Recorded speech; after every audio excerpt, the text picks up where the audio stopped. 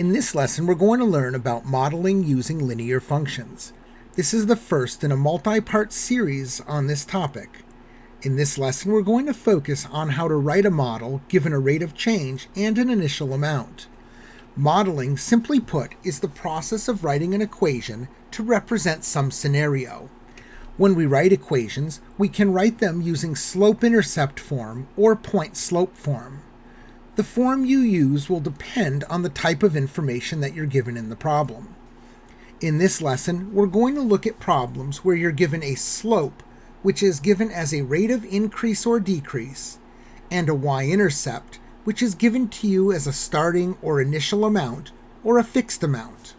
Let's take a look at an example. In our first exercise, we have Joseph. Joseph owns a phone manufacturing company. He pays a fixed cost of $1,000 to rent the building and equipment, plus a cost of $50 per phone that he produces. We want to write an equation for C in terms of P, representing the total cost of producing P phones. The first thing to do when writing a linear model is to take a moment to understand the information given to you and the scenario at hand. Here, the scenario is that the total cost to produce phones increases as we make more of them. We began with a fixed cost of $1,000. The fixed cost of $1,000 is the starting amount or the initial amount. This is the y-intercept. We're also told that there's a cost of $50 per phone. That's $50 for each phone that's produced. That is the rate of increase in our total cost, $50. That number will represent the slope. Because I have the slope and the y-intercept, I'm going to use the slope-intercept form of the line, y equals mx plus b. Y equals 50, which is the slope, times x, plus the y-intercept of 1,000. This is the equation that represents the total cost of producing phones. X will represent the number of phones produced, and then the total equation, the output, will give you the total cost that Joseph would have to pay. Always be careful to use the variables given in the problem. In this problem, it says write an equation for C in terms of P. That means you're going to have C equals things with P. So our equation y equals 50x plus 1,000 will be C equals 50p plus 1,000. This is our equation written in slope-intercept form. To find the total cost, simply substitute a value in for p that would represent the number of phones produced, and you will determine the total cost that Joseph would pay. In our second example, we have Hudson. Hudson is going to drive from his house to an amusement park. His house is 300 miles from the amusement park, and he plans to drive at an average speed of 50 miles per hour. We want to write an equation for D in terms of T, representing Hudson's distance from the amusement park, T hours after leaving his house. After reading the problem a couple of times, we can summarize the scenario. The scenario is that Hudson's distance from the amusement park decreases as he travels. Therefore, his rate will be a negative number because his distance is decreasing.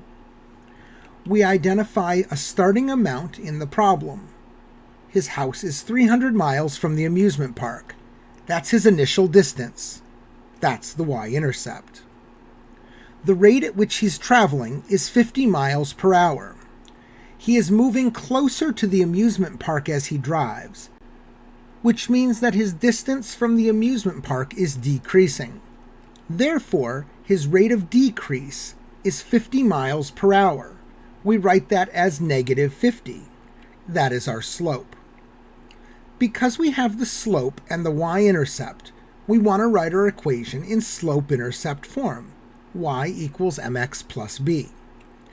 M is negative 50, and b is 300. We use those numbers to write our equation, y equals negative 50x plus 300. always be careful to use the given variables in the problem. They want us to write an equation for d in terms of t. That means our equation will be d equals stuff with t. So y equals negative 50x plus 300 will be d equals negative 50t plus 300. That's our equation written in slope-intercept form. The next exercise is for you to try. Corinne is saving money to go on vacation. She plans to work at a grocery store where she will earn $15 per hour.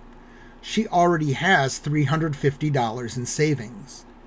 Write an equation for S in terms of H, representing the total amount of money that Corinne will have after working H hours. Can you identify the scenario, the rate of increase or decrease, and the initial amount? Can you write the equation that represents this scenario? Please pause the video here and come back when you're ready to check your answer. Let's see how you did. We begin by analyzing the scenario. The total amount of money that Corinne has is increasing. This tells us that the rate of change will be a positive number. We see in the problem that she's going to earn $15 per hour. That is her rate of increase, $15 per hour. That is our slope in the problem. We also see that she already has $350 in savings. This is the amount that she is beginning with, her starting amount. 350 is the y-intercept. Now that we have the slope and the y-intercept, we can write the equation in slope-intercept form.